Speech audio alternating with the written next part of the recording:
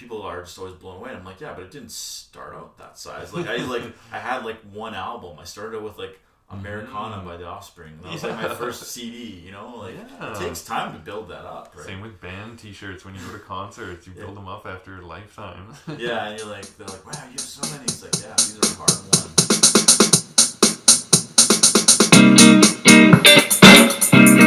Alright.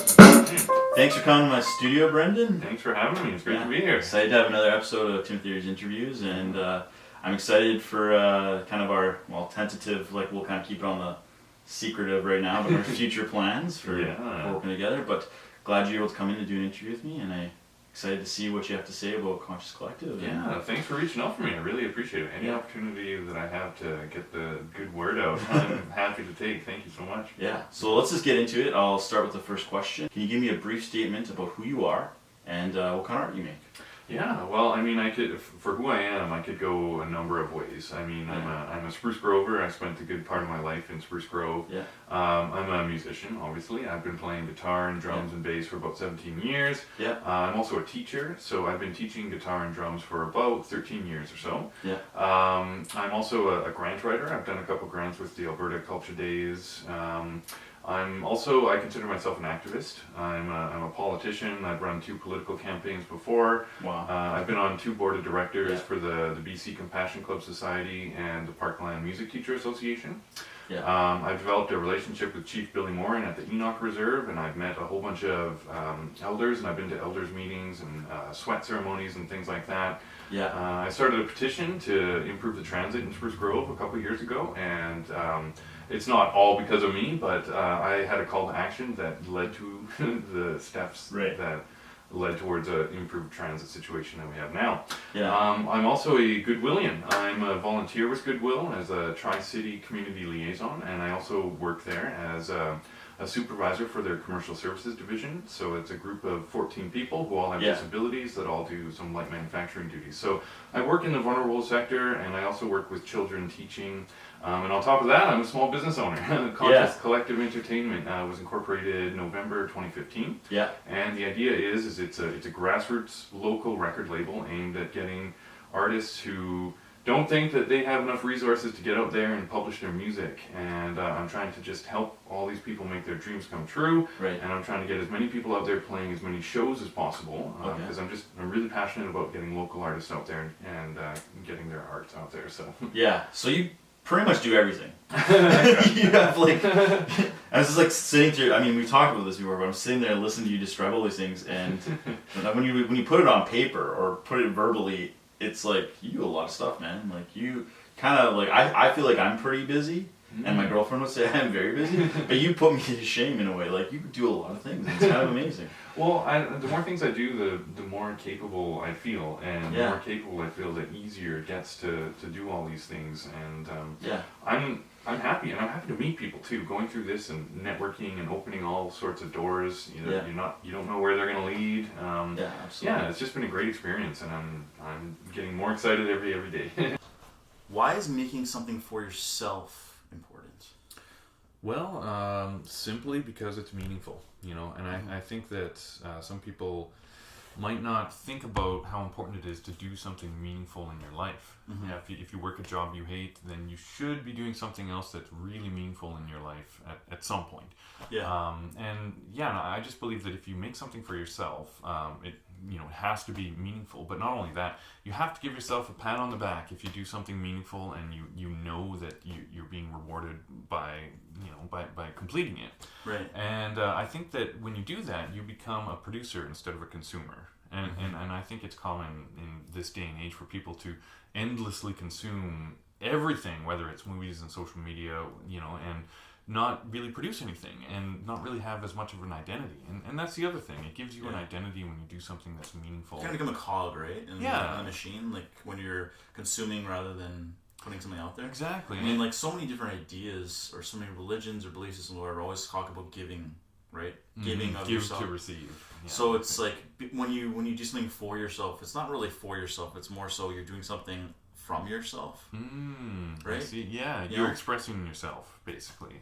And you're kind of standing in your truth, and you're saying that I'm not going to conform to whatever societal norms are out there. I'm just going to define myself and do something for myself. Yeah, and ultimately it's actually better for everybody, right?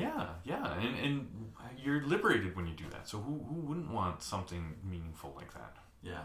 And so for you, it's, it's all these different things you kind of dabble in, and not maybe dabble, but that you've sort of invested yourself into for varying degrees. And like you said, you have to find balance in terms of health and wellness too. So, you kind of commit yourself to different avenues of work based on capacity, right? Yeah, absolutely. Yeah, and of course you don't want to go overboard. I remember when I was doing the election, it was like a 24/7 job, and I was in such a fast-paced mode that once the election ended, I had nothing to do, and people were asking me, what are you gonna do after the election? And I thought, hey, it would be cool to start a record label because I had all this extra time. And while I am still focusing on things like politics, and I've been doing things like creating transportation demand management strategies and giving them to MLAs and things like that. So I'm still active in there, but I had all this extra energy that I wanted to get out there. And I kind of found my voice in politics and lost all my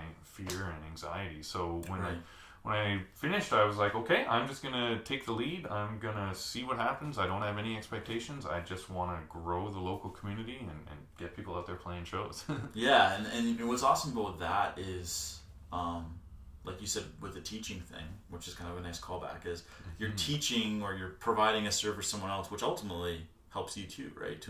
Like, again, gives you a place, an avenue, and forces you in a way to practice and play guitar and perform. And I always get to learn more, and the more you learn how to learn.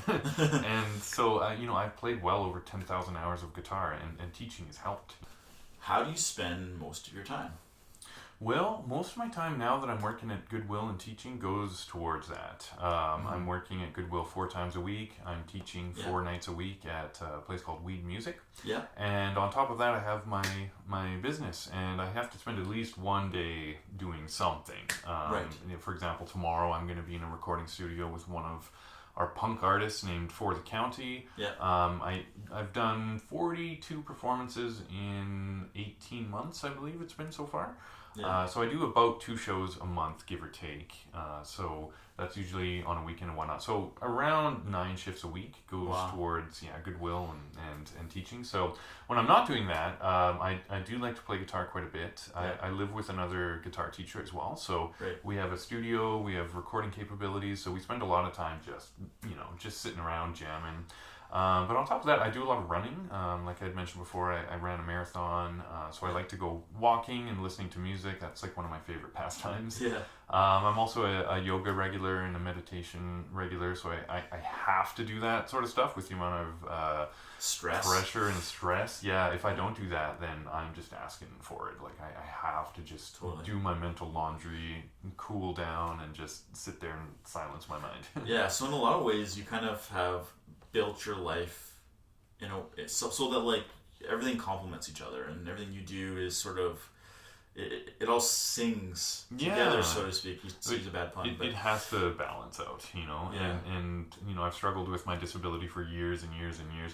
But the real struggle was basically, lifestyle choices. Drinking, pretty much, was the number one thing. And it just took me a certain amount of time before I had to say, well, do I want to live a balanced lifestyle, or do I want to just keep wasting my life and, causing all these issues? So it wasn't really a hard choice. And now it's much easier.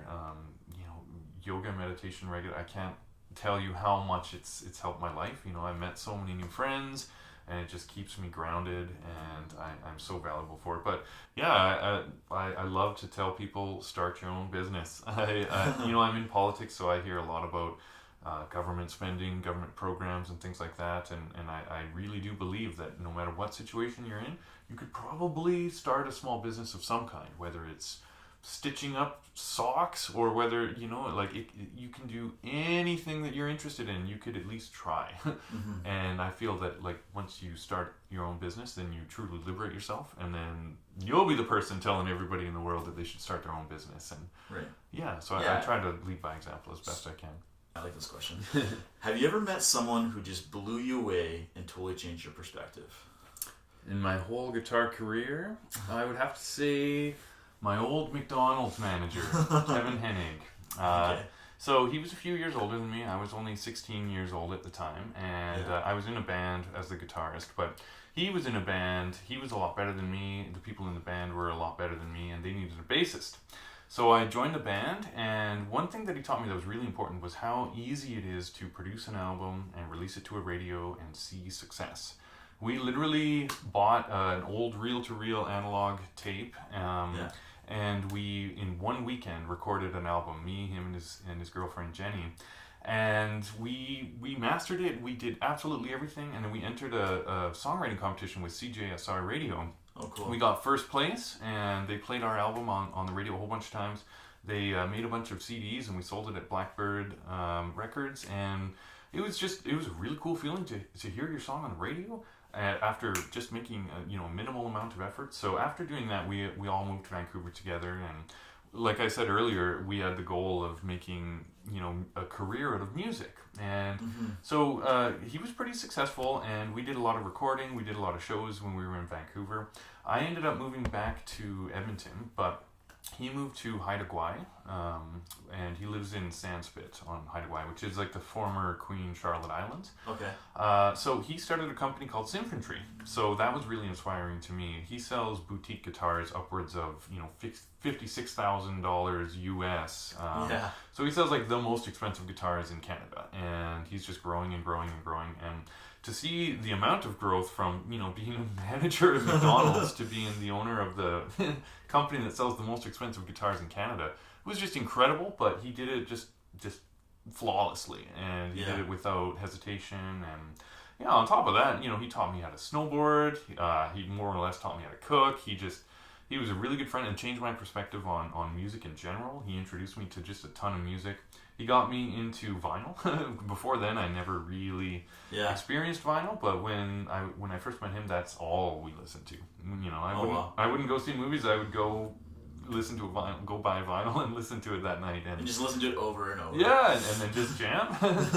So yeah, he was like a solid rock the whole music career, and so he helped me out quite a bit, and he was a big inspiration for sure. What do you wish you knew when you first started, and would you do anything differently now? Well, I mean, when I first started, I didn't know exactly what I was going to do. Music was a part of my life, but I mean, I wasn't a virtuoso in 2006, 2007. I didn't really know which direction was right for me. So I thought that I wanted to be an astrophysicist. I went to school for 2 years for astrophysics, for a Bachelor of Engineering Physics, and it was just such a waste of my time because it was interesting and all that, but it was extremely difficult for me. And if I would have done one thing differently, I probably would have avoided school and then maybe jumped into a record label or some kind of community cause instead of going to school. I went to school from I think 2007 to 2009, so it's not the end of the world. I still have some student debt and things like that, but I feel like I could have made a lot more use of my time. But at the same time, I had to do soul searching, and I had to find out that science was not the route for me. It's definitely not for you. Yeah. So if I never would have entered it, maybe I would have, later on in life said, "Oh, I made a mistake. I should have been a scientist or something." But that's the one mistake that I feel like I kind of got almost nothing out of, other than the fact that I'm not supposed to be going that direction. Yeah. So I would probably change that, but other than that, all the ups and downs in Vancouver, it's all been part. It all has meaning in my life, and it's all led to this one moment. So if anything would have been radically different, I might not be here today. So I mean, it's all worth it in the end. But yeah. I mean, when we were talking before we did the interview, we were talking about experiences you have that make you who you are, right? And even though you have these traumas, or maybe not even negative experiences, they can be positive experiences, but they do shape you in a way that you can't even imagine. Like, that's the butterfly effect. You can't even imagine what your life would look like if you hadn't gone through it, right? Exactly. So as long as you're accepting of where you're at and happy with it, be living in the moment or being present. Yeah, it makes you. I don't know. I just think it makes you a happier person. Like, absolutely. You're talking about, like you said, that you met someone, or you're talking about someone who just was not a happy person, and you're trying to tell her hey, go and do this thing, and you weren't. It wasn't like you're telling her what to do, but you were. No, I said, it's always a good idea to do what you ask yourself what you would do if money were no object, and then do that, and don't worry about the money. And And she said, "Don't give me advice." She said, "You don't know me." And she got really upset. And I said, "I'm not trying to judge you. I'm just saying a general statement." Yeah, you're just expressing yourself, right? Yeah. What is the thing that keeps you up at night and excited about the future?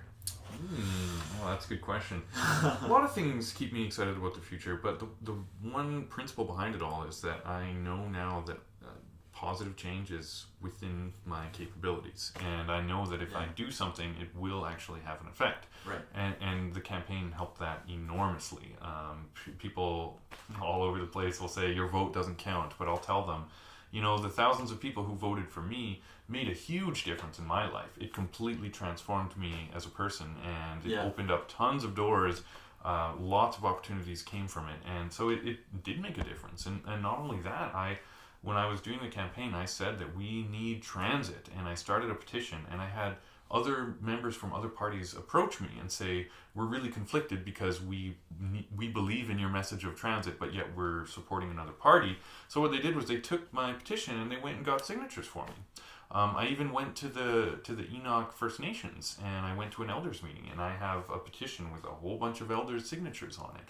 And I just felt like I can do something. I can go and meet these people. And like I was saying before, when you get up on stage and people actually care what you have to say, it's a really invigorating feeling. And so that keeps me really excited. And I mean, music in general always keeps me excited. I mean, I have that thought that one day I could retire from having a record label, and that would just be amazing if I could just travel. And I would love to have 2 properties, one in BC, one in Alberta, and I would love to expand my record label, and stuff like that gets me really excited. And just make music, right? Yeah, just make music and enjoy life, because I truly believe that wealth is time and the freedom to do what you love. So if I was able to make a solid living off of the record label, I would have lots of time and lots of freedom, and that really excites me. It's a funny thing though, because a lot of people think of wealth as a monetary value, and time. I 100% agree with you. Like they say, time is money,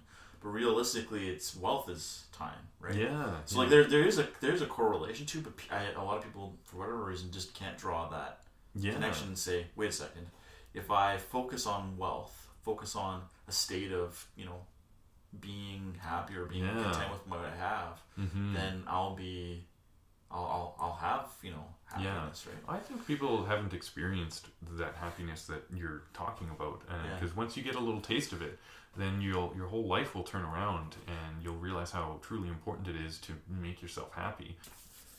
Where can you expect to see yourself in the next few years?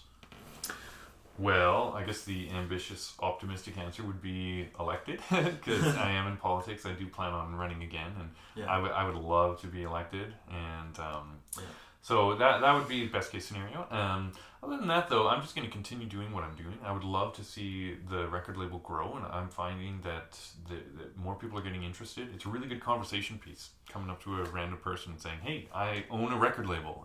Almost everybody has a story about somebody they know that might be a musician. Yeah, that might resonate with that. So I really want that to snowball and get bigger. I absolutely love doing what I'm doing, managing right now at Goodwill, but years from now I would like to only just do the record label and have enough income from that.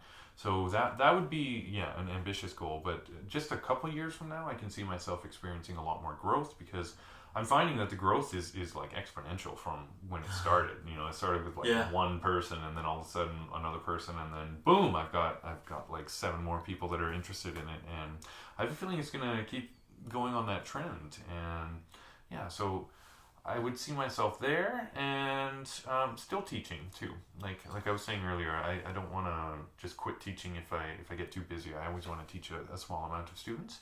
Yeah. So I'm probably still living here in Edmonton and just trying to grow my business as best I can and get involved in the community as best I can too.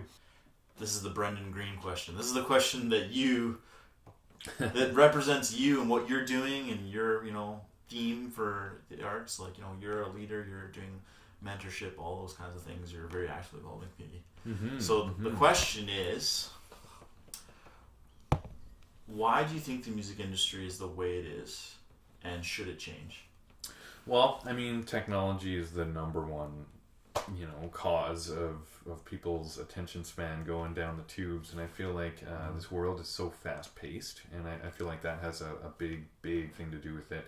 And do you remember when Napster was out? Oh yeah. And all that, and people were saying like this is just such a huge issue.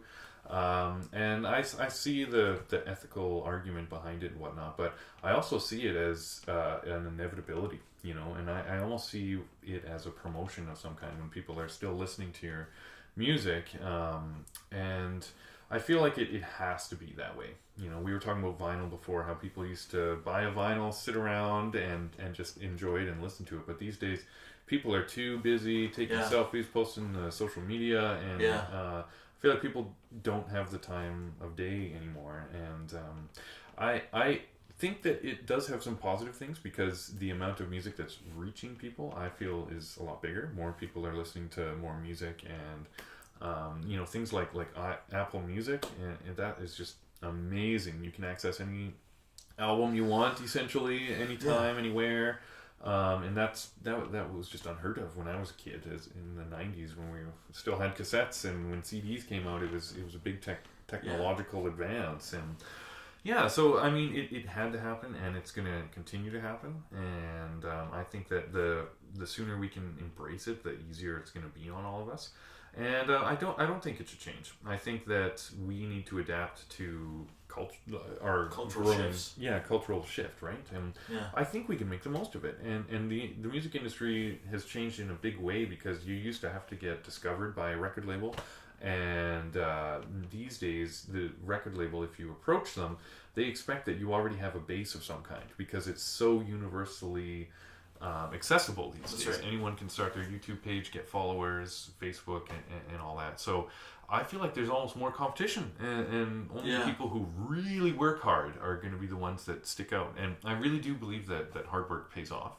Yeah. So I think it's kind of cool that everybody's encouraged to work real hard or make zero money. And I think you get a sort of different caliber of musician in this day and age. Yeah, because things like Bandcamp basically equalize the distribution, right? Yeah. And we were talking about that too. SoundCloud too. There's SoundCloud used to be pretty good. Yeah. We were talking about distribution, and it's like, you can go and make your own album, but the distribution is the thing that is still controlled. By people, right? That's right. But that's okay, because there's different levels of distribution, and as you get bigger and better, you can afford to pay for that level of distribution. That's right. And that's another reason why I want artists to get more informed on all matters regarding record deals, because a lot of people think that you have to have a record deal just to make a name for yourself, but like you were saying, a distribution deal can be a lot more beneficial for people, because you can maintain your copyright, and you can do a lot more for yourself if you get a little creative and you don't sort of submit to these pressures. One of the things that is relatively common in record labels is creative autonomy. There's usually a clause there that says that the record label will control creative autonomy, meaning your creative control of the album.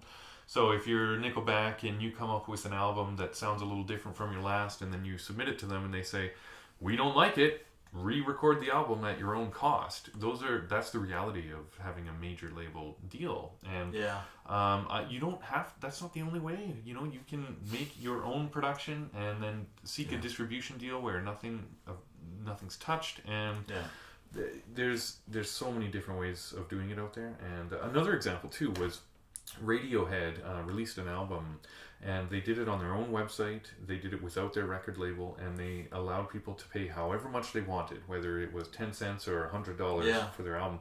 And they reportedly made more money doing that than they did on all the other albums combined.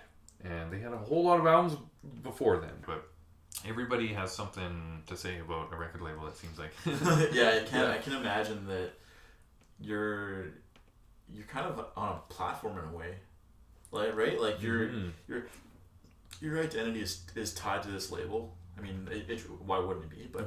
But as a consequence of having it, you are going to be given a little bit more scrutiny. You are going to be given a little bit more feedback, and people are going to say things like, "Well, I think record labels are an awful thing." And you're like, "Whoa, I'm grassroots." Yeah, exactly. Right? Like, I'm not the man. I'm not, you know.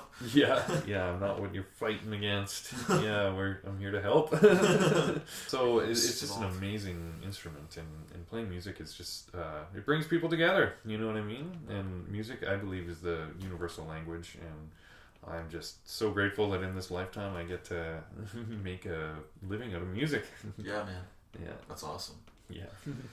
So I don't know. I think that was a lot of fun. Yeah. I enjoyed that. Yeah, thanks for having me. That was great. And you know, I hope all the best for you. And I think, you know, as someone who's involved in the Edmonton community, you're one of the pillars that we need. You know, we need to have people who are representing their individual niche areas we talked about of the arts, and you know, we need to all come together. So I'm gonna slide you into my Rolodex, as I say, and nice. And we'll keep going, and you know, I'm excited to see where you go, Brendon. So yeah, thank you so much. I really appreciate the opportunity. Yeah, so that's it. Thanks for coming.